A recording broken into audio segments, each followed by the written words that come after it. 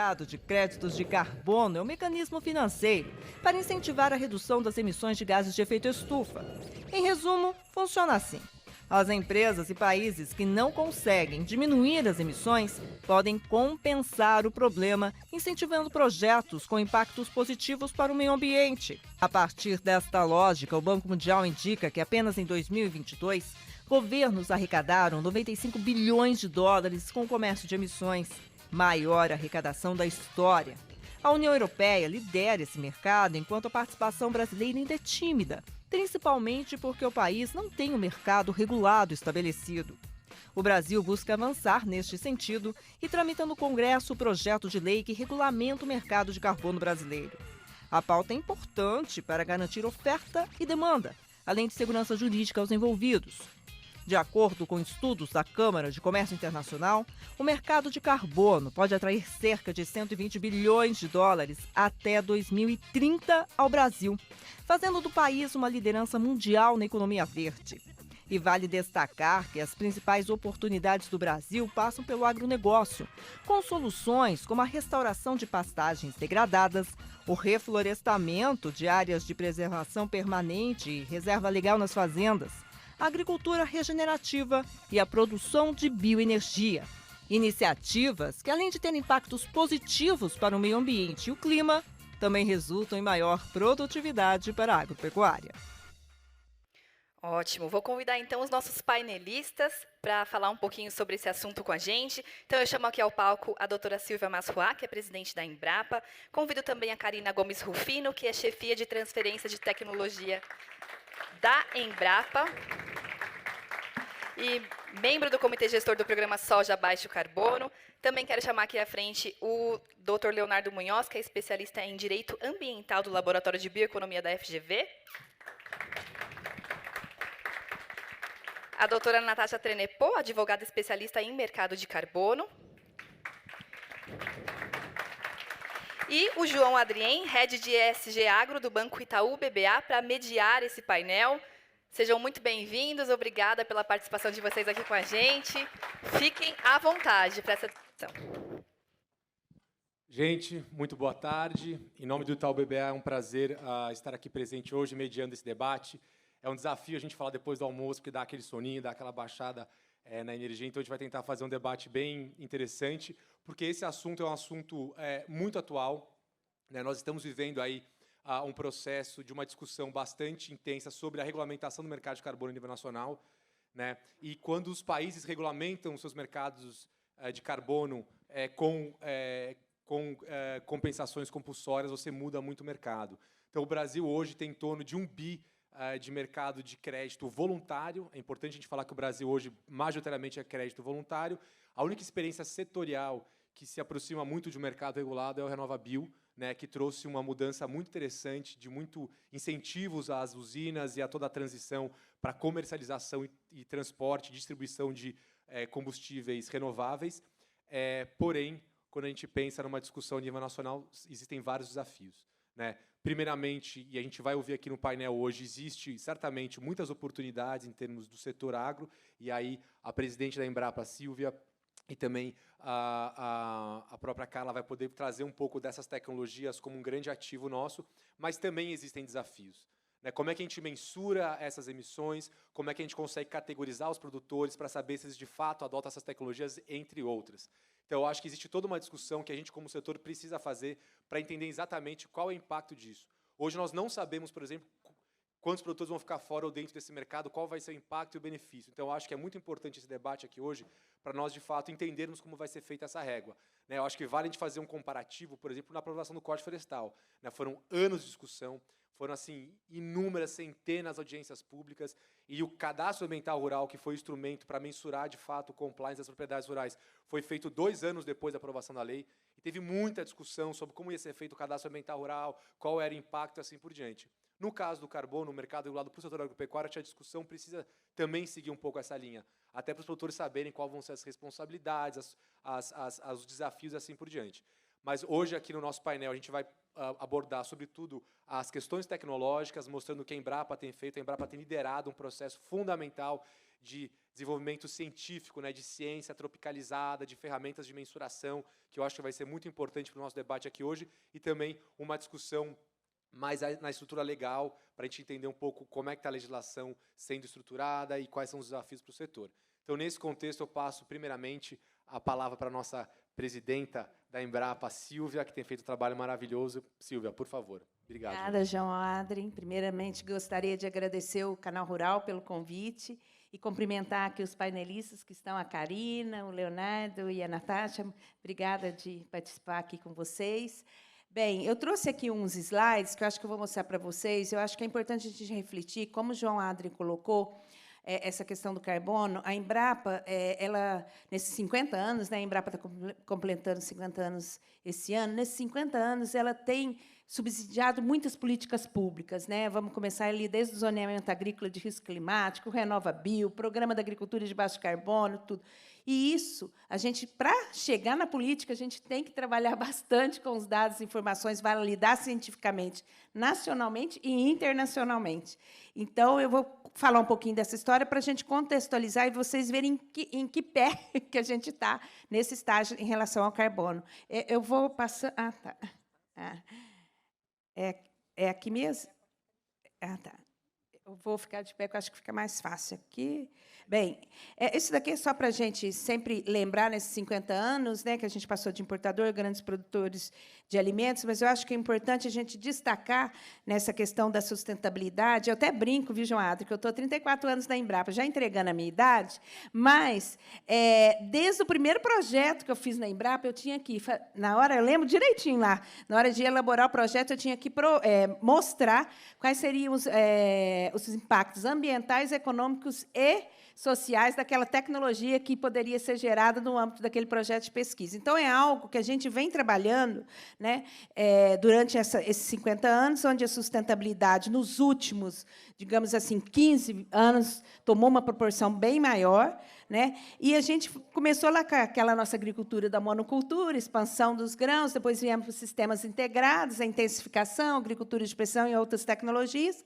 E hoje a nossa agricultura, e aí eu acho que tem a ver com essa questão do carbono, ela é muito mais complexa, ela é multifuncional, né? A gente está falando de agricultura regenerativa, vários sistemas de produção integrados, consorciados, e, ao mesmo tempo que a gente emite, né, a gente também é o único setor que consegue sequestrar carbono. Então, eu acho que é interessante a gente entender toda essa transição.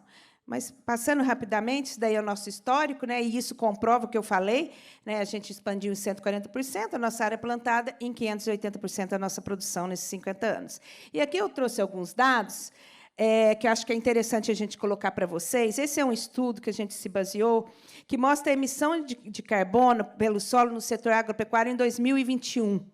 E é interessante que a gente vê pastagens degradadas aí emitindo, né, 159 milhões de toneladas de CO2 equivalente, isso no ano de 2021, e sistemas convencionais. Por outro lado, nós temos pastagens bem manejadas, sistemas integrados, sistemas de plantio direto, florestas plantadas, o tanto que isso capturou, e isso cientificamente validado, carbono na atmosfera. Então, isso mostra o quanto a gente pode trabalhar. Aqui são alguns dados também que a gente tem hoje do estudo, o último estudo que a McKinsey fez, não sei se vocês viram, comparando com os outros países do mundo.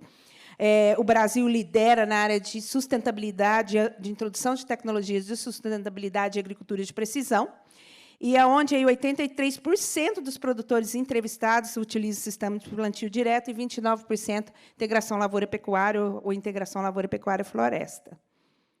Opa. E aí é um pouco desse histórico da Embrapa. Na verdade, quando você colocou do RenovaBio, a Embrapa, já há praticamente 10 anos, ela vem discutindo essa questão de como a gente poderia trabalhar com a questão da descarbonização das cadeias produtivas.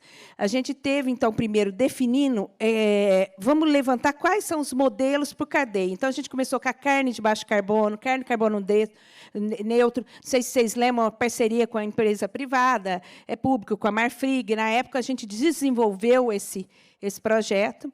A gente, dali, paralelo, mais ou menos, nessa época, 2017, 2018, a gente estava discutindo muito a questão do RenovaBio. Então, nós começamos a discutir como que a gente poderia calcular a pegada de carbono para incentivar o uso de biocombustíveis.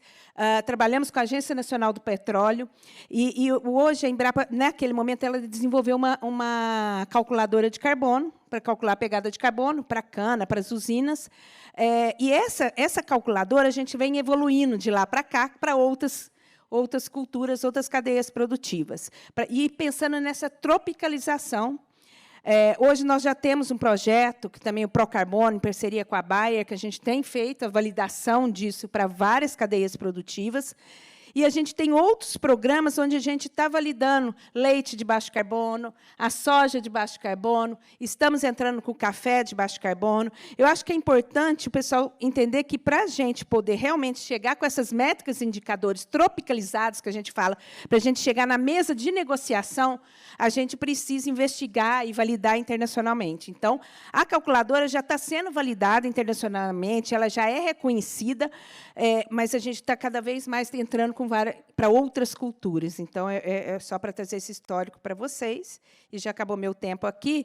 Esse é o programa que eu falei, do Programa de Carbono Commodities, vocês já devem ter ouvido falar, tem alguns resultados preliminares, nós estamos entrando com milho também, com a cana nesse projeto. Só para o modelo utilizado é o modelo de análise de ciclo de vida, que cobre desde a pré-produção, ao fornecedor de insumos, toda a parte de produção, até o transporte da fazenda, até a trader. E aí, meu último slide, só para vocês entenderem, nesse programa, a gente está nesse timeline aqui, a gente já validou dados para soja, a gente já está validando dados para soja e milho, soja, milho e cana. Então, esse é o trabalho que a gente vem fazendo. E, paralelo a isso, a Embrapa Soja tem trabalhado num consórcio maior, investigando na soja de baixo carbono, diretamente para a soja, que a Karina vai comentar com vocês alguns resultados que a gente já vem fazendo nesse projeto, que é um consórcio maior que envolve outras instituições. Todos eles, a preocupação sempre em introduzir as práticas mais sustentáveis, que nós já falamos aqui, plantio direto, fixação biológica de nitrogênio, integração lavoura-pecuária, muito a questão do bioinsumos está entrando, e outras práticas. Opa. Esse aqui é só para vocês verem também que a Embrapa tem um histórico na área de insumos, que também já vem... A gente começa desde a fixação biológica de nitrogênio, que foi primeiro, mas, recentemente, a gente lançou o Bioma Foz, Auras, outros, que também faz parte desse estudo da questão da sustentabilidade, de diminuir essa emissão de carbono.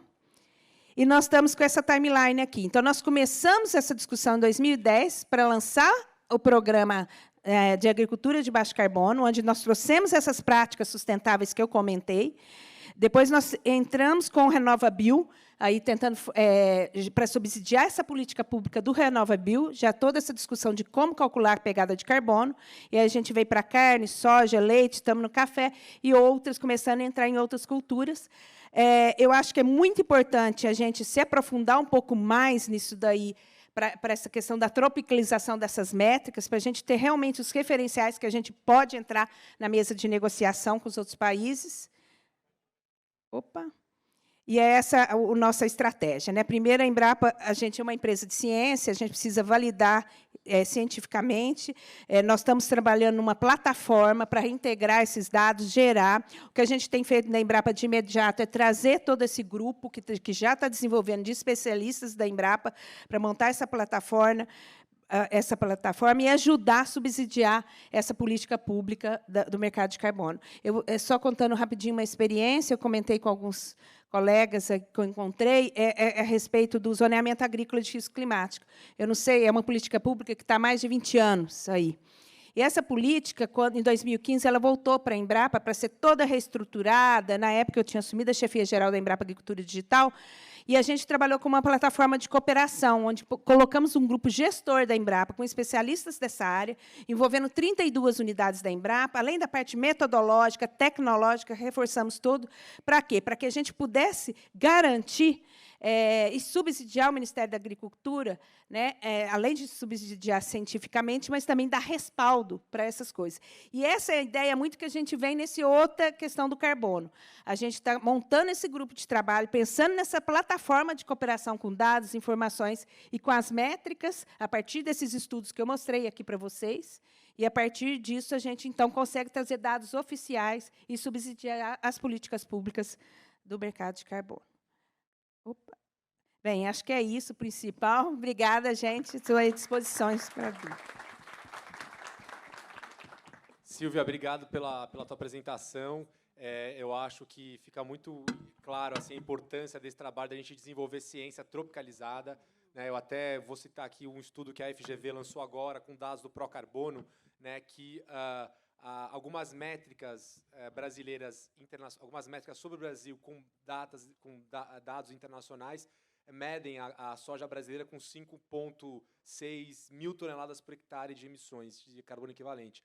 E o Procarbono acabou de lançar esse dado de 788, né, quilos de CO2 equivalente por hectare. Então, a gente sai de 5 mil para 700. Então, olha que transformação. E esse trabalho que está sendo conduzido pela Embrapa é muito importante. E aí, Karina, eu gostaria de trazer você também para a discussão, para trazer um pouco dos avanços nessa discussão da soja carbono neutro. Obrigada, João. Boa tarde a todos. Queria agradecer o convite aqui do Júlio, do Giovanni, de todo o time do Canal Rural para estar aqui com vocês nesse painel. Para a gente aqui da Embrapa, ao lado da doutora Silvia, poder contar um pouco da experiência de um case concreto que nós estamos trabalhando dentro da Embrapa, que é um programa de certificação voluntária de terceira parte, que é o programa Soja Baixo Carbono, que teve início aí no ano de 2021 e que vem muito forte nessa agenda da gente conseguir quantificar, trazer números e poder fazer negócios, trazer transparência para a nossa cadeia. A cadeia produtiva da soja é uma das principais cadeias que a gente tem no Brasil.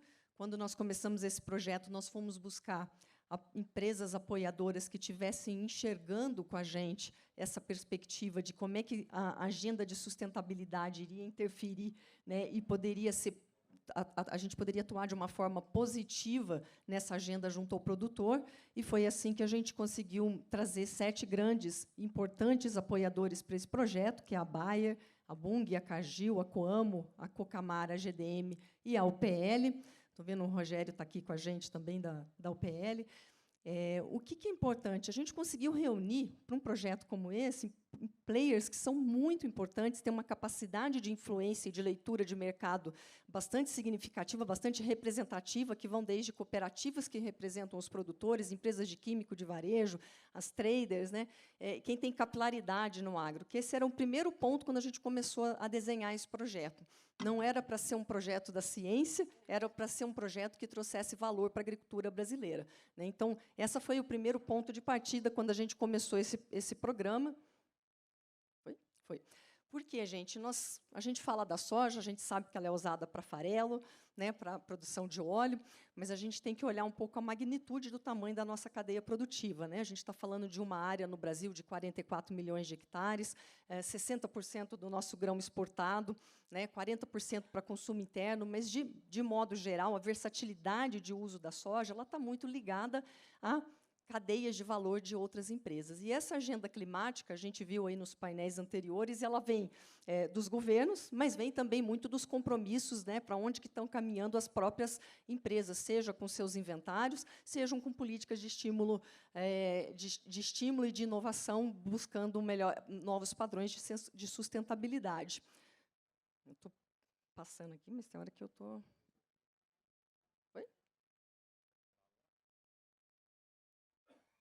Para onde a gente aponta? Bom, acho que é para cá, né? Vamos lá. Mas são... Para frente? Tá. São muitos os desafios que a gente tem para trazer essa oportunidade de trazer valor para as práticas produtivas que a gente tem já consolidadas na cadeia da soja. Nesse processo de desenvolver esse projeto, o Soja Baixo Carbono, a primeira coisa que nós fizemos, além de organizar a parte técnica do projeto, foi ouvir o mercado. Nós passamos praticamente 6 meses, 7 meses, dialogando com empresas de diferentes setores, foram mais de 30 empresas que nós ouvimos, e foi muito interessante quando a gente começa a falar em ter uma metodologia de certificação que consiga quantificar e trazer um número no final ali para a gente, enquanto esse sistema de produção que adotou boas práticas agrícolas para, né, melhor manejo de solo, fez uma boa fixação biológica, o quanto esse esse produtor conseguiu ter um sistema mais eficiente, com uma menor redução. E aí vocês veem aqui a diversidade que existe de oportunidades de negócio. A gente fica muito focado no mercado de crédito de carbono, mas esse mercado voluntário de certificação é um mercado muito crescente, com possibilidade de financiamento bastante interessante. Então, ficou muito evidente que a gente precisava ter, no Brasil, uma metodologia brasileira, com parâmetros brasileiros, porque é injusto a gente ter que trabalhar com parâmetros estrangeiros, e uma forma que a gente, tendo uma metodologia consolidada, com uma visão setorial, como essa que a gente está trazendo, ela trabalhe tanto para mitigar as ameaças que a gente tem, quanto, principalmente, trabalhar também a questão da imagem do agro. O nosso projeto está em desenvolvimento, então é importante vocês entenderem, a gente está trabalhando no protocolo e nos requisitos que vão ser considerados para essa avaliação da certificação, que vai gerar o nosso número da pegada de carbono. Né? Para aquela soja que for emitida dentro dessas características que estão mapeadas dentro do programa de certificação, a gente vai ter a atribuição dessa marca conceito e vai poder, por balanço de massa, trabalhar toda essa questão de sustentabilidade da cadeia produtiva da soja. A ideia é que isso já esteja operando no mercado a partir de 2026. E aí, João, uma pergunta que você me fez, né? Como é que vocês estão calculando isso, né? Os índices de adição de gases de efeito estufa?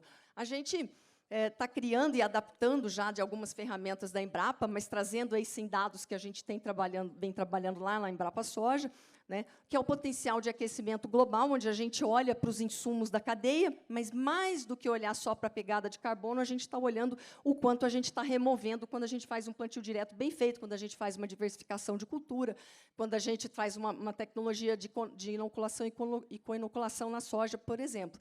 Isso, gente, não são dados que a gente tem de uma safra ou de duas. Eu acho que esse é o grande diferencial desse programa. Né? São 50 anos de pesquisa, onde a gente consegue ter dados que muitos já publicados internacionalmente e muitos outros dados que estão sendo gerados. Usando a metodologia da avaliação de ciclo de vida de produto, que isso traz para a gente também a possibilidade de trabalhar o reconhecimento internacional. Então, essa é, em grandes linhas, o que a gente vem pensando. Né? E o que é importante nesse programa? Qual que é o outro diferencial em relação a outras certificações? Nós temos mapeados na Embrapa os sistemas modais de todas as 5 macro-regiões de soja hoje no Brasil. E eles estão caracterizados, são dados publicados, e que a gente consegue estimar hoje as emissões de cada sistema de produção em cada região.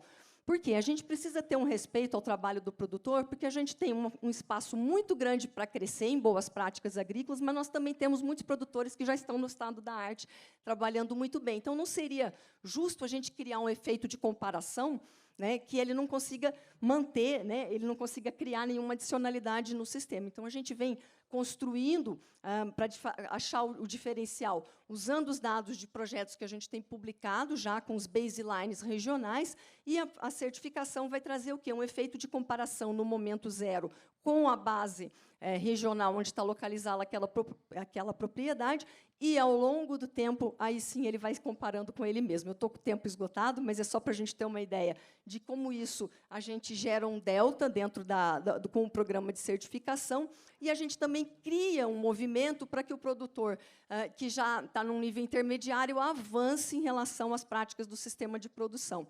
Hoje, a gente está já entrando em validação a campo com essa certificação. Né? Ela passa pelos requisitos obrigatórios de imóvel rural e depois a gente desce a nível de talhão com os dados regionalizados brasileiros e informações que a Embrapa tem publicado. Isso para dar uma ideia para vocês de como é que a gente está trabalhando. Eu agradeço a atenção, peço desculpa, João, de ter estourado uns minutinhos aí. Obrigado, Karina. Ótimo. Parabéns pelo trabalho de vocês. Eu acho que a gente está bem ansioso assim, para os resultados disso, né? Porque uma coisa importante, gente, é o seguinte: em 2025, durante a COP30, o Brasil vai apresentar o 5º inventário de emissões de gás de efeito estufa, que é o dado oficial, de onde a gente mede a mensuração do setor. Né? Não é uma mensuração individual, é uma mensuração setorial, mas é importante a gente colocar que hoje o setor hoje das emissões brasileiras, 25% vem diretamente do setor agropecuário. Agora, é importante colocar, como a Karina falou, que não tem remoções por práticas agropecuárias. As remoções que tem no inventário hoje são de mudança de uso do solo e de florestas. Então, boa parte dessas tecnologias que estão sendo disseminadas pela Embrapa, pelo Plano ABC e por todos os esforços nossos de financiar a agricultura, eu vi ali o José Ângelo, do MAPA, que foi uma pessoa muito importante para construir toda a CPR-V, ou seja, todos os esforços nós não estão sendo capturados no inventário nacional, porque ainda a gente está num processo de construção desses indicadores. mas a gente precisa avançar muito rápido, porque o ano que vem começa a fazer o inventário, a gente precisa se acelerar para conseguir que o próximo inventário traga esses fatores de emissão tropicalizados. Bom, agora acho que a gente deu assim, uma visão geral um pouco da parte mais tecnológica e de como a Embrapa está avançando nisso. A gente vai voltar um pouco no debate depois e vamos agora entrar de fato na discussão sobre mercados de carbono. Eu vou pedir primeiro para a doutora Natasha fazer um pouco uma visão geral de como os mercados estão sendo regulados e das bases elementares do mercado regulado de carbono, e depois a gente discute um pouco mais o setor agropecuário. Doutora Natasha, por favor. Obrigada, João. Boa tarde a todos. Obrigada, Yael, Carla, pelo convite, o Canal Rural, para poder estar aqui hoje com vocês e discutir um pouquinho sobre a regulação do mercado de carbono, que é um tema tão atual, um tema que tem gerado tanta discussão, principalmente com a inclusão ou não do agro, qual é a participação. Leonardo vai falar um pouco mais sobre isso, então eu vou me ater mais a discutir o que a gente tem em termos de estrutura regulatória sendo discutido. A gente está num momento em que a gente tem a oportunidade de criar um marco zero do mercado de carbono, de um mercado regulado. E o que é muito importante? Que a gente não crie um empecilho para um mercado voluntário que já vem acontecendo e que a gente não crie um empecilho para o grande potencial que o país tem. Então, se a gente olhar esse primeiro slide, a gente pode ver internacionalmente, com vários países desenvolvendo precificação de carbono. Quando a gente fala em colocar um preço no carbono, em você ter uma política pública, você ter uma regulação para colocar um preço no carbono, você pode usar um mecanismo de mercado, você pode usar um comércio de emissões, que é esse popularmente chamado de mercado de carbono, que a gente está discutindo no Brasil, ou uma tributação. Você colocar uma taxa, um tributo, em cima do valor do carbono. Olhando esse mapa, é o último mapa do Banco Mundial, elaborado pelo Banco Mundial, vocês podem ver a quantidade de iniciativas que nós já temos implementadas no mundo e sendo discutidas. E no Brasil? Onde é que nós estamos? O que a gente tem feito para discutir uma regulação e trazer segurança jurídica quando se fala no mercado de carbono? A gente tem vários projetos de lei sendo discutidos, tratando do comércio de emissões. Mas a gente tem o que está mais avançado, que é o PL 412, que começou no Senado e atualmente está na Câmara, buscando estruturar isso. E o que são os elementos principais que a gente precisa ter num mercado de carbono? A gente precisa colocar um limite, um teto de emissão, a gente precisa colocar quais são os setores, a gente precisa trazer normas de flexibilidade. Como é que eu vou compensar as emissões que eu não consegui se eu passar do meu limite? Como é que eu vou trazer regras de compliance? Como é que eu vou trazer regras de governança? Então, a gente está num momento que isso ainda está sendo discutido, a gente ainda está estruturando o modelo que a gente tem atualmente, o texto atual, que ele ainda pode mudar, porque, como eu mencionei, ele ainda está em discussão na Câmara. O modelo que a gente tem, ele vai trazer um limite de emissões e ele passa um período transitório, ele fala do mercado voluntário, e aí vai entrar muito importante a participação da Embrapa nos próximos anos, com desenvolvimento de metodologia, trazendo um braço técnico, uma qualificação para embasar, por exemplo, o desenvolvimento de metodologias nacionais a serem certificadas internacionalmente. E o que a gente tem a fazer, nesse momento, olhando o desenvolvimento, é a expectativa de que a gente não crie entraves. Então, como eu mencionei, a gente passou pelo texto atual sendo aprovado no Senado, foi para a Câmara, ele está em discussão, se ele tiver emenda, ele vai voltar para o Senado antes dele ir para uma sanção presidencial. Uma expectativa é que isso aconteça, ou que haja uma votação até a COP, que agora é em novembro, é claro, bem otimista e bem agressivo, a gente tem um mercado, muita coisa vai ficar para uma regulamentação posterior. Eu vou devolver um tempinho para o João, para a gente ter mais tempo agora na discussão, porque eu acredito que vocês têm perguntas e vamos aproveitar, então, esse espaço. Obrigada. Obrigado, Natasha. Bom, gente, a gente tem essa discussão agora no Congresso Nacional, que está um pouco incerta como vai ser, tem discussões de dividir o projeto em duas frentes de discussão, então está um pouco complexo. E aí, Léo, eu gostaria que você falasse também um pouco dessa ideia do mercado regulado a nível de setor agropecuário, porque o mundo, no fundo, não está, não tem desenvolvido os mercados compulsórios de carbono para o setor agropecuário. A gente vê o caso europeu, que, de fato, estão regulando setores onde a metodologia está muito mais consolidada, porque é muito mais fácil você mensurar uma indústria, uma fábrica, do que 5 milhões de propriedades rurais que têm diferentes regiões, diferentes níveis tecnológicos, diferentes estruturas de solo e assim por diante. Então, Léo, eu queria um pouco a tua visão nesse sentido, até um pouco também do projeto de lei. Oi, gente, boa tarde. Obrigado pelo convite do Canal Rural. Bom, Bom, como a Natasha já comentou, né, tem essa iniciativa de regulamentação do projeto do mercado de carbono aqui no Brasil, e ele tem algumas implicações no agro. Tá? Eu vou falar um pouquinho do agro, tanto no mercado regulado, quanto também para o voluntário. No voluntário também tem algumas especificidades para o mercado de carbono. Tá? Então, o agro no mercado regulado, acho que essa pergunta mais assim, quente do momento. Né? No texto anterior, não o atual anterior, estava sem definição de setores, simplesmente um teto de emissão, e todos os setores estariam dentro dessa obrigação de mitigar via o mercado de carbono. Tá? No último texto substitutivo que foi aprovado no Senado Federal, o agro ficou excluído dessa obrigatoriedade. Tá? Por que isso aconteceu? Os legisladores, os senadores, concordaram, fora que foi um acordo político, mas concordaram que, primeiro, o que justifica essa exclusão seria a dificuldade de mensuração das emissões. Como o João falou, tem um estudo agora novo da FGV, em que o professor Assad ele levanta as dificuldades de mensurar as emissões de gás de efeito estufa dentro do agro, porque o agro possui várias cadeias, e cada cadeia tem a sua especificidade, por exemplo, do gado, da ovelha, entendeu? Da cabra. Isso pode mudar dependendo da cultura. Então, essas métricas não estão muito pacificadas, tanto na parte técnica, como também na parte regulatória. Outro ponto também que é importante levantar da parte do mercado regulado de carbono é que nenhum outro país no mundo que tem um mercado de carbono regulado, principalmente europeu, né, que acho que é o tradicional, o mais assim original que nós temos até o momento, mais operacional, eles excluem o setor primário, justamente por causa dessa dificuldade. Então, aqui, o legislador, a iniciativa inicial, excluiu o agro inicialmente dessa obrigatoriedade, e o agro faria a sua mitigação por meio de boas práticas agrícolas e cumprimento do Código Florestal. Né? Já tem várias obrigações dentro do Código que podem ajudar a mitigar as emissões vindas do campo. Tá? Essa com relação à parte do mercado regulado. Né? E as dificuldades também do mercado voluntário. Né? A Natasha falou da iniciativa do regulado, aquele que um país traça, né, sua obrigação para determinados setores respeitarem um cap, né, um limite de emissão. O mercado de carbono voluntário é aquele feito entre os entes privados de forma voluntária. Tá? Nesse sentido, o agro pode participar do mercado de carbono voluntário, ele pode ser um grande fator, né, de mitigação das emissões, porém tem alguns probleminhas com relação ao sistema que existe hoje no mundo. Hoje, o mercado de carbono regulado ele é basicamente na mão de 4, 5 certificadoras que fazem essa emissão de crédito. A principal é a Verra, que tem 70% mais ou menos do mercado hoje de certificação de carbono do mundo. E para você conseguir um projeto de carbono certificado por elas, você tem que aplicar dentro de uma metodologia. Tá? Essa metodologia é praticamente várias fórmulas e várias técnicas que você tem que estar lá certinho para que aquele crédito seja emitido.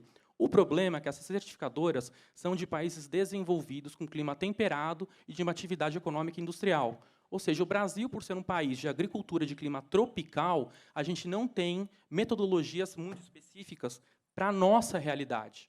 Tá? Então, isso é um problema do voluntário. Isso até justifica também alguns problemas que nós temos aqui dentro, por exemplo, quanto às safras, plantio direto, pode APP ou não pode APP, pode usar reserva legal ou não pode, tanto é que esse é outro, né, outra questão da nossa realidade. Vamos lembrar que o Brasil é o único país do mundo que tem um código florestal, que tem os instrumentos de APP e reserva legal como obrigação de manutenção dentro da propriedade rural. É uma servidão administrativa por parte do produtor. Então, fica naquela dúvida, ele pode usar essas áreas como elegíveis para emissão de crédito de carbono? Né? Aí você fica naquela questão, mas se isso seria adicional? A adicionalidade é um critério que vem do protocolo de Quioto dentro do escopo no mecanismo de desenvolvimento limpo. Tá? Esse critério acabou sendo incorporado por outras formas de PSA dentro do mercado de carbono e outros serviços ecossistêmicos, e a grande dúvida que surge é o seguinte, seria um critério meramente técnico de ser adicional ou jurídico? Ou seja, se está previsto em lei, é adicional ou não é adicional? Agora, com relação ao mercado de carbono voluntário, algumas certificadoras, eu vou falar, a Verra, ela não aceita APP e reserva legal para emissão de crédito de carbono, porque a Verra, no seu regulamento, fala o que for dentro do regulamento daquele país, que for obrigação, não é adicional, portanto, não é elegível. Então não pode usar APP ou reserva legal? No mercado voluntário, calma, depende da certificadora. A Social Carbon, dentro do seu regulamento, ela permite o uso de APP e reserva legal. A Verra, não. Agora, vamos trazer para o contexto do mercado de carbono aqui no Brasil, regulando o seu sistema. O Brasil, nisso, tem uma grande oportunidade, né, de criar um mercado de carbono e métricas para a sua realidade. Não só para uma realidade de agricultura tropical, mas também para o seu ordenamento jurídico. Né? Usar o nosso Código Florestal para embasar essas metodologias e essas regras. Né? Agora, no texto do substitutivo que passou no Senado Federal, o texto que foi aprovado, ele permite o uso de APP reserva legal quando elas vão ser recompostas. O texto ainda está na dúvida, ainda se pode usar elas em estado já, né, preservados. Vamos lembrar que também tem que fazer uma conexão com outras leis. A lei de PSA permite o uso de APP reserva legal para outros programas de pagamento por serviços ambientais. Então, nós temos que esperar agora do nosso Congresso, né, um alinhamento com outras leis, as leis de PSA, né, e lembrar que nós temos essas áreas, né, e fazer uma lógica normativa aí, e que permita o uso delas, porque faz parte do nosso ordenamento. Então, o Brasil nosso pode tomar uma liderança muito grande, né, e a gente ter metodologias, né, e métodos que sejam para a nossa realidade, tanto no campo como também regulatória. Muito bom, Léo. Gente, eu acho que o Leonardo trouxe alguns temas que são muito interessantes. Eu acho que eles mostram um pouco da complexidade da discussão sobre regular ou não o setor agropecuário. Porque é um pouco isso, no fundo. Hoje a gente monitora muito, a gente avalia muito a produção agrícola, né, a área produzida, mas não a propriedade rural. E numa ideia de mercado regulado, toda a contribuição devia ser a nível de propriedade rural. Mas aí a APP não tem adicionalidade, então como é que isso entra na conta? Então, eu acho que tem muita coisa aberta que a gente precisa também discutir para entender, de fato, qual é o impacto disso, né? E eu queria voltar... Agora a gente está numa rodada de debates. Por favor, quem tiver perguntas, envie no aplicativo ou no site ou no número do canal que a gente vai receber aqui pelo WhatsApp. Mas eu já vou soltar algumas perguntas aqui para a doutora Natasha, porque eu acho que uma das discussões importantes do projeto de lei era quanto à governança. Ou seja, como será feito o processo de tomada de decisão para estipular limite de emissão, para discutir essas questões técnicas, se a gente vai mensurar nível de propriedade e assim por diante. Então, eu queria que você falasse um pouco, Natasha, doutora Natasha, da discussão sobre governança, como é que a governança no projeto de lei está estruturada hoje. E um segundo ponto era o seguinte, que se o mercado ficasse fora do mercado regulado, o setor agropecuário, desculpa, ficasse fora do mercado regulado, haveria um dispositivo dele poder participar do mercado regulado. Então, seria um setor voluntário participando do mercado regulado.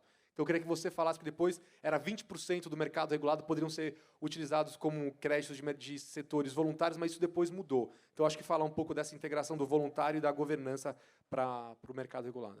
Perfeito. Vou começar de trás para frente. Vou começar com essa parte da participação do voluntário, o que a gente tem estruturado. Quando a gente olha as regulações internacionais, você normalmente coloca uma flexibilidade, você coloca um percentual, 5%, 10%, 15% ou até 20%, que pode ser utilizado de crédito, que você pode usar, comprar créditos no mercado voluntário ou créditos que estão, claro, na regulação, estabelecidos com as metodologias que vão ser aceitas. Então, a gente tem na nossa regulação atual uma previsão dos ativos, que são as permissões que vão até um determinado ponto, e a utilização de créditos, que seriam os certificados das remoções de emissão. Esses certificados, como é que eles vão ser gerados?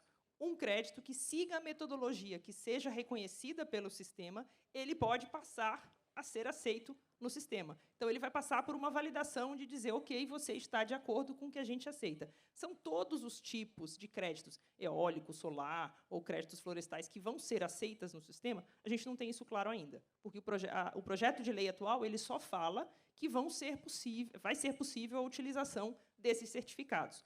Tem definido o percentual? Você mencionou o 80-20? Não, a gente não tem isso definido ainda. Isso vai vir em regulamentação posterior. Mas isso é uma regra de flexibilidade muito comum na regulação dos mercados de carbono. Então, a gente, no momento, ainda não tem isso esclarecido, ficou para uma segunda etapa ou, de repente, para uma mudança nas discussões.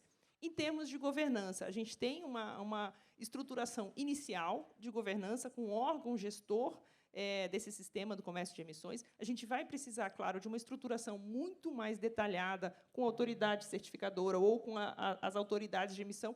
A gente tem isso ainda detalhado? Não, a gente não tem isso detalhado. A gente tem algumas previsões, como vão ser as penalidades, como é que vai ser a aplicação dessas penalidades, mas a gente tem deixado bastante coisa para um momento posterior, para uma regulamentação posterior, trazer esses maiores detalhes de como o sistema vai realmente operar.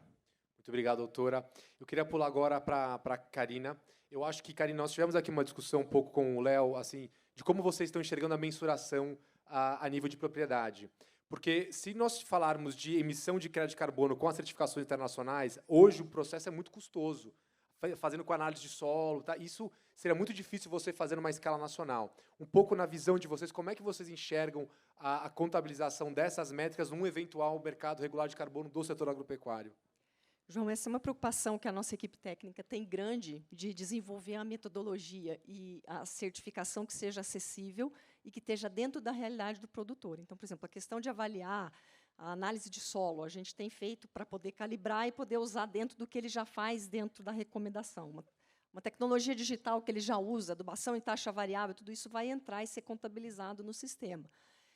O que a gente enxerga nisso? O importante é que nós vamos ter um ponto de comparação, primeiro, em relação ao sistema modal, baseline da região. Então, se eu tenho um produtor que está fazendo soja e milho, já faz um plantio direto, mas ele incorpora, por exemplo, a braquiária no sistema de produção, a gente consegue melhorar a questão do sequestro dele de carbono no solo, vai ter um controle todo sobre a questão dos inputs, né, do que está entrando do sistema de produção, mas a gente está calibrando tudo isso para condições brasileiras, né? Porque o que a gente vê é que os fatores ainda que estão sendo usados na maioria das calculadoras são fatores que vêm do IPCC com dados que não estão regionalizados. Então, esse é um ponto que a equipe técnica nossa do soja de baixo carbono tem como foco.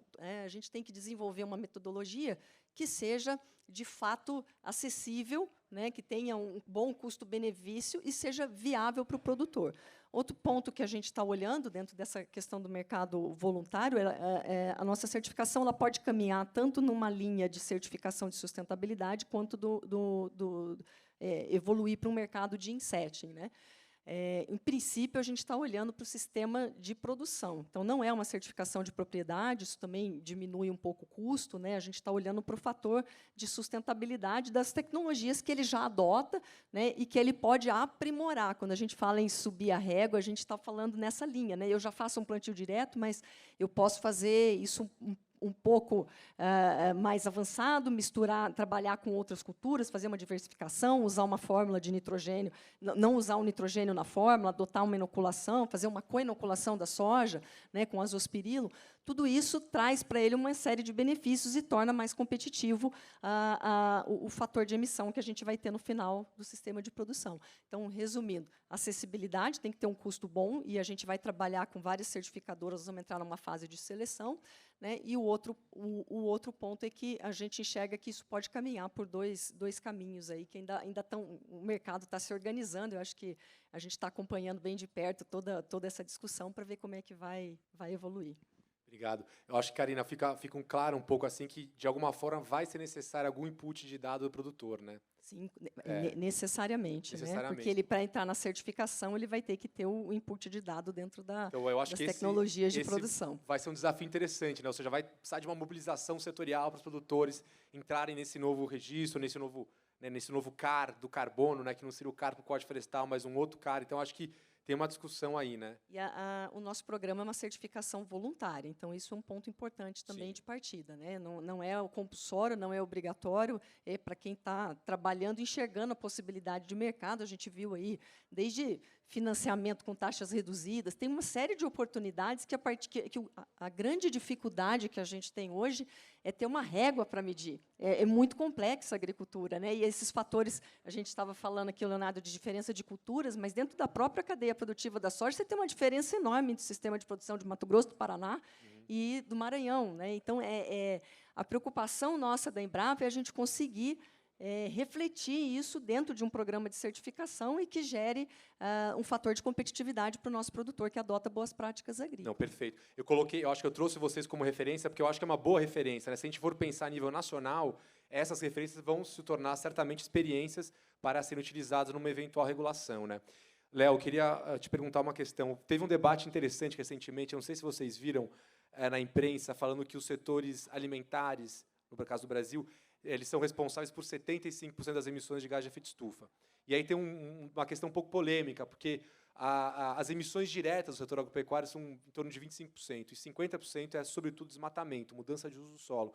Mas, evidentemente, que existe, né, boa parte das áreas desmatadas foram ocupadas pela agricultura ou agropecuária, por mais que elas não sejam indutores desse processo, né? E aí, Léo, eu queria ouvir um pouco a sua opinião sobre essa abordagem, e numa eventual regulação também, como é que a questão da mudança do uso do solo entraria nessa conta? Seria uma conta do setor agropecuário? Não seria? Como é que você enxerga um pouco esse desafio também de saber como a gente faz o recorte de mensuração, né? Acho que... Bom, como você comentou, a maioria da emissão do Brasil hoje, né, vem do uso do solo, sendo mais assim, agropecuária 20%, o resto é desmatamento ilegal. Então, acho que assim, o passo número 1, até antes de pensar na regulação, né, como a agropecuária vai estar assim dentro da lei, o Brasil tem que focar mesmo no combate ao desmatamento ilegal, né? Isso tem que ter a implementação do Código Florestal, dar um passo atrás, né? Se a gente regulamentar o mercado agora, que seja excluindo o agro com outros setores, usar outros PSAs também, eu acho que é tudo útil, mas assim, tem que combater o desmate legal. Isso é bom para o país, é bom para a agricultura, tá? Com relação também a outros serviços, né, isso eu queria até destacar. O mercado de carbono, ele é um PSA. Né? O pessoal tenta ver isso de formas separadas, né? O carbono faz parte de um PSA, e dentro do PSA tem vários outros serviços ecossistêmicos que também podem ser transacionados desde já, inclusive que tem no Código Florestal da parte florestal. Tá? Então, acho assim, o produtor tendo acesso a esses instrumentos e o combate ao desmate legal, acho que seria uma abordagem um pouco assim mais eficaz. Tá, boa. Gente, teve uma mudança aqui. A gente vai começar a receber perguntas da plateia. Eu já vou te passar, Dora, mas eu vou primeiro fazer uma última pergunta para a doutora Sílvia. Sílvia, a gente vê, né, nos últimos 10 anos, nós tivemos resultados muito interessantes e importantes em termos de adoção de tecnologias promovidas pelo Plano ABC, por exemplo. Foram quase, em 10 anos, 50 milhões de hectares, né, quase 2 Alemanhas a gente restaurou de áreas degradadas, mas nós temos ainda quase 40% das áreas de pastagem estão em situação Sim. de áreas degradadas. Eu queria saber um pouco da sua visão quanto aos desafios, né, como é que a Embrapa está ajudando e está enxergando essa nova meta do Plano ABC, mais de 70 milhões de hectares a 2030. Então, quais são os desafios e as oportunidades para a gente avançar nessa agenda? Sim, Adria, essa é uma grande discussão que a gente tem, porque eu coloquei ali, né, desde 2010 que a gente está trabalhando com o Plano ABC, incentivando as práticas mais sustentáveis. E a gente viu nesse desafio aí, né, do nosso país de aumentar a produção e a produtividade de maneira sustentável, tem esse programa do governo federal, da gente, dentro de 160 milhões de hectares de pastagem, a gente usa aproximadamente 40 milhões de hectares que tem aptidão agrícola. A Embrapa já está trabalhando nisso para fazer o cruzamento disso com o zoneamento agrícola de risco climático. Qual que é a aptidão agrícola dessas aproximadamente 35 milhões de áreas degradadas, né? Como que a gente vai fazer isso? E, além disso, a gente tem uma preocupação muito grande, a gente fica discutindo aqui, muitas vezes, de como a gente também reconheceu o que já está sendo feito no nosso país. Só para ter uma... Ontem eu participei do 6º Fórum, né, do Brasil de Investimentos, que foi promovido pela Apex, lá em Brasília, e aí uma discussão interessante. A gente estava vendo uns dados do portfólio da Amazônia, de pastagens, que é um portfólio. A Embrapa tem, quando ela trabalha com um determinado tema, ela tem uma figura de portfólio que ela integra especialistas de várias unidades da Embrapa. E pastagens é uma delas. E a gente começou a ver os dados na Amazônia. Nos últimos anos, aí, acho que nos últimos 50 anos, foi recuperado 55 milhões de hectares usando pastagem, mas não com gramíneas exóticas da Amazônia, mas usando com pastagem com leguminosas nativas do Brasil. E isso teve uma redução de 36% de emissão de gás de efeito estufa. Então, isso, muitas vezes, na advogada, eu falei, gente, eu fui atrás desses dados para entender melhor, e a gente não divulga. Então, o que está faltando mesmo é a integração desses dados, a gente colocar esses dados. Esse eu estou falando da Amazônia, né, que é ali trabalhando com 700 mil produtores rurais, naquela região.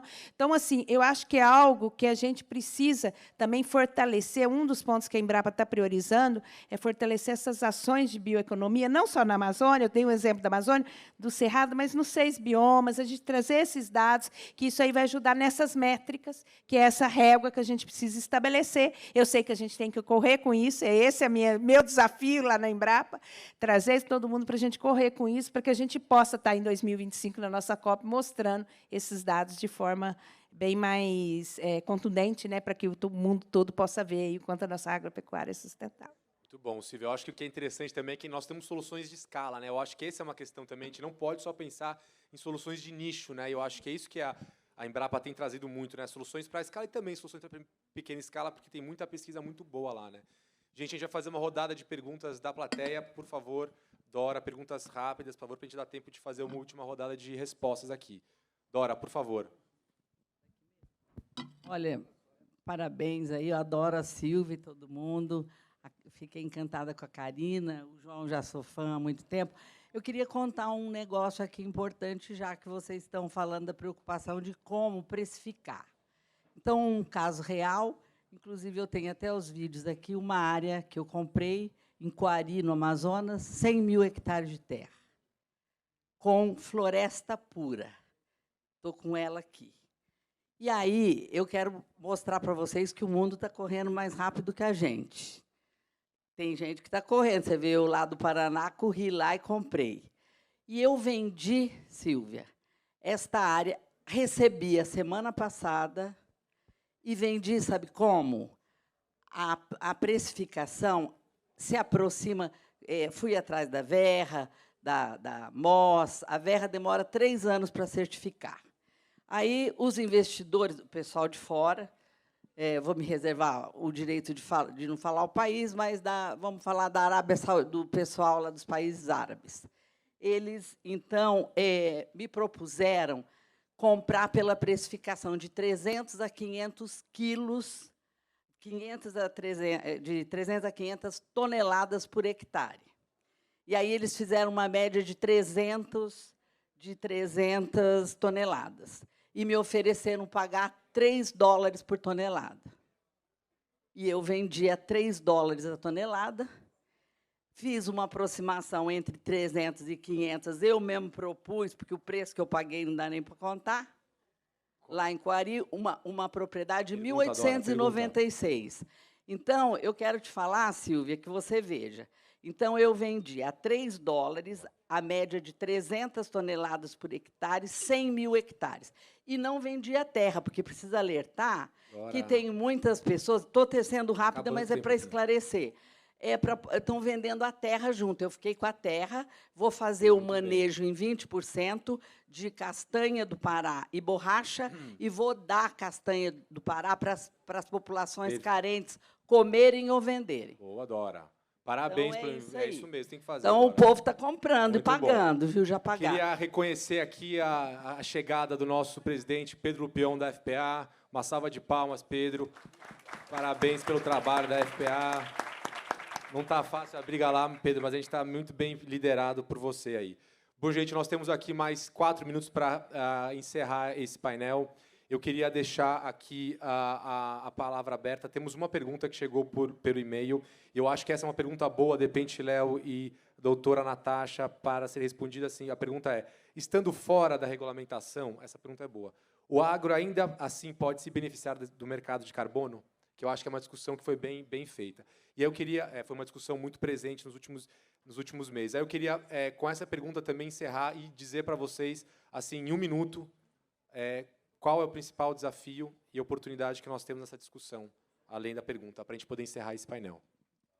Respondendo de forma bem direta, com certeza. Pode se beneficiar, como é que vai se beneficiar? E aí, fazendo o encerramento. A gente, quando cria um mercado, quando você impõe essas metas, essas obrigações para determinados setores, você vai criar uma demanda.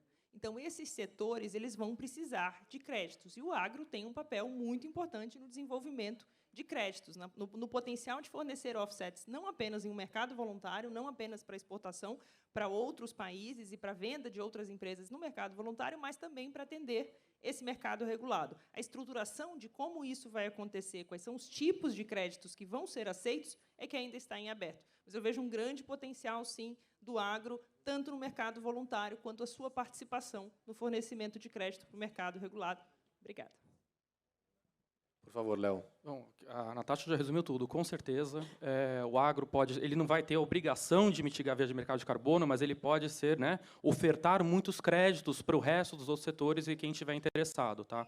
E como o João falou, os grandes desafios agora da regulamentação do mercado de carbono. Como a Natasha comentou, a parte regulatória, principalmente a parte de estrutura de governança. Realmente o PL está com certo problema nisso, está muito omisso, não sabe quem vai ser o comitê gestor que vai gerir esse mercado, tá? E da parte técnica, como o estudo da FGV já levantou, melhorar e definir melhor as metodologias e as métricas de mensuração e emissão dentro do agro. Acho que esses seriam os 2 grandes desafios. Bom, eu acho que a gente está falando de sustentabilidade e, mais do que parecer sustentável, nós vamos viver um momento do provar-se sustentável. E o que a gente está vendo é que vai ter, a gente enxerga muito claramente, tem benefício, sim, e não só no mercado de crédito de carbono. Eu acho que é isso que a gente precisa estar atento, né? Quando a gente consegue demonstrar os compromissos de sustentabilidade de uma forma na linguagem de negócios, o que a gente está fazendo, eu acho que o impacto para o produtor vai ser muito maior do que a gente imagina, e a gente vai conseguir gerar valor em cima de práticas produtivas que a gente já vem conduzindo de uma maneira muito forte no país, que já nos colocam de uma maneira diferenciada em relação ao mundo, né, e que a gente vai precisar cada vez mais ter uma intensificação e um cuidado com isso. Então, para mim, é muito certo e muito claro que a gente já tem visto, inclusive, mercado premium para quem consegue demonstrar os compromissos de sustentabilidade. Bem, João, com certeza eles já falaram. Primeiro, vamos fazer as métricas, gente. Eu acho que a gente tem que se organizar. Eu gostaria de falar, porque a gente fica debatendo muito, mas eu acho que é assim, juntar a ciência, a Embrapa, juntar o Ministério da Agricultura, os parlamentares, a gente tem que se organizar o setor. Como eu falei, em outras políticas públicas que a gente, Renova Bio, Plano ABC, tudo a gente se organizou e conseguimos, e hoje nós estamos na frente dos outros países. Então, acho que o momento é da gente se organizar, a gente tem que correr, porque já está para ontem, né? Na verdade, eu cheguei agora, mas eu sei que já é para ontem. Então, a gente precisa se organizar com o setor financeiro, montar política pública baseada em dados que vai subsidiar o crédito rural, o seguro rural, incentivar os produtores cada vez mais. E eu acho que é por aí a gente, logo, logo, a gente já vai estar. 2025 nós vamos dar show. Obrigada. Muito obrigado. Gente, nós chegamos aqui no final desse painel. Eu acho que deu para ter uma discussão bem geral de como, né, quais são os desafios do mercado, eventual mercado regulado de carbono para o setor agropecuário. Eu acho que, em síntese, nós precisamos, de fato, ter mais conhecimento e ideia clara de como a gente vai ser mensurado, qual vai ser a métrica, quais são os fatores de emissão, e, para isso, né, a Embrapa é super importante. E agora a bola está com o presidente Pedro Pion lá no Congresso, porque o projeto de lei agora está, não com você, mas estará na Câmara, e eu espero que a gente consiga, de fato, ter um debate bem estruturado para garantir que o setor esteja muito bem posicionado nessa discussão. Então, gente, muito obrigado pelo tempo de vocês, pela atenção, uma salva de palmas aos nossos painelistas.